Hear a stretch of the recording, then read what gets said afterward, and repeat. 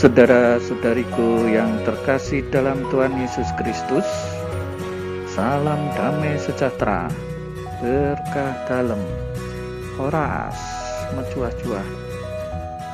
Kita berjumpa lagi dalam belajar Alkitab sambil merenung.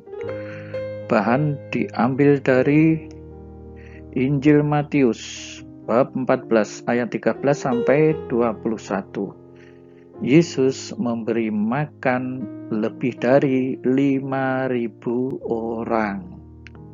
Ya, sebelumnya mohon dibantu untuk subscribe dan bagikan kepada teman-teman dari Tuhanlah Pertolonganku channel.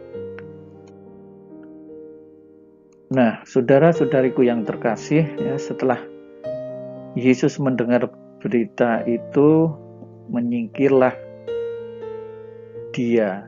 Yesus ingin mengasingkan diri ke tempat yang sunyi. Untuk apa? Ya, diperkirakan ini untuk berdoa, menjalin relasi dengan Allah Bapanya, ya, dengan Allah Bapa, ya, yang saya maksudkan. Tetapi apa yang terjadi kemudian? Orang banyak mendengar kemana Yesus pergi. Ya. Ini kan mengasingkan diri dengan perahu. Orang-orang itu tidak mengikutinya dengan perahu, tetapi lewat jalan darat. Dengan kata lain, Yesus dicegat. Ya. Pergi ke sana dicegat, pergi ke sana lagi dicegat. Ya, karena orang-orang itu memang takjub kepada Yesus. Ya, mereka sungguh sangat menghormati Yesus, ya, tetapi di sisi lain kadang-kadang motivasinya juga tidak semuanya mempunyai motivasi yang tulus, ya, tapi mendapat keuntungan, mendapat makan. Nah, ketika Yesus mendarat, ya, tergeraklah hatinya oleh belas kasihan. Karena apa? Loh, orang-orang sudah ada di sana. Nah, dengan kata lain orang-orang itu mendahului dia. Tergerak hatinya, lalu apa yang dia lakukan? Ia menyembuhkan mereka yang sakit. Jadi ketika Yesus tergerak hatinya, tidak hanya mandek di dalam hati, seketika itu yang pertama-tama dia lakukan adalah menyembuhkan orang sakit yang ia temui.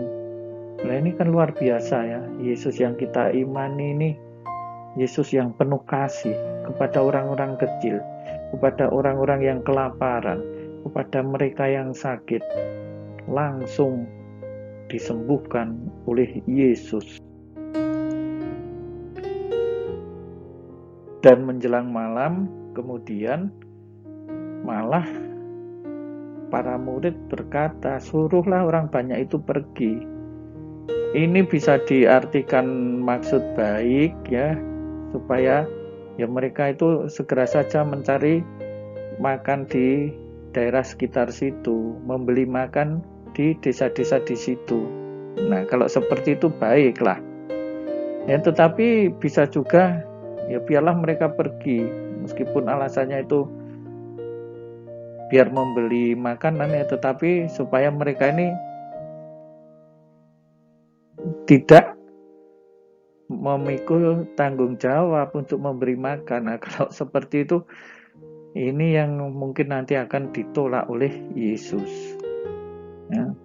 Apa yang dikatakan oleh Yesus, tidak perlu mereka itu pergi. Kamu harus memberi mereka makan. Coba ini, kayak apa ini deg-degan para murid ini? Orangnya kan begitu banyak. Kamu harus memberi mereka makan, ya kan? Kamu harus tanggung jawab. Coba. Ya. Tentu saja mereka kebingungan, ya. Yang ada pada kami hanya 5 roti ini dan 2 ikan. Nah, kalau orangnya sebanyak itu dibagi kecil-kecil saja, tentu tidak akan cukup. Ya. Yesus berkata, "Mana? Bawa kemari." Yesus sebenarnya tahu apa yang akan ia lakukan dengan 5 roti dan 2 ikan ini. Orang banyak disuruh duduk, ya. Yesus menengadah ke langit, ya. Selalu dia berdoa, mengucap syukur, mengucap berkat, memecah-mecahkan roti, memberikannya kepada murid-muridnya, lalu membagikannya kepada orang banyak. Nah, ini menjadi hidupnya yang selalu dibagikan kepada orang lain. Nah, saudara-saudariku yang terkasih, lalu apa yang terjadi ya setelah Yesus melakukan hal tersebut? Ya. Mereka semuanya makan sampai kenyang. Loh, ini sampai kenyang. Ya, dalam gambar ini terlihat ya, begitu banyak orang ini semuanya berkecukupan.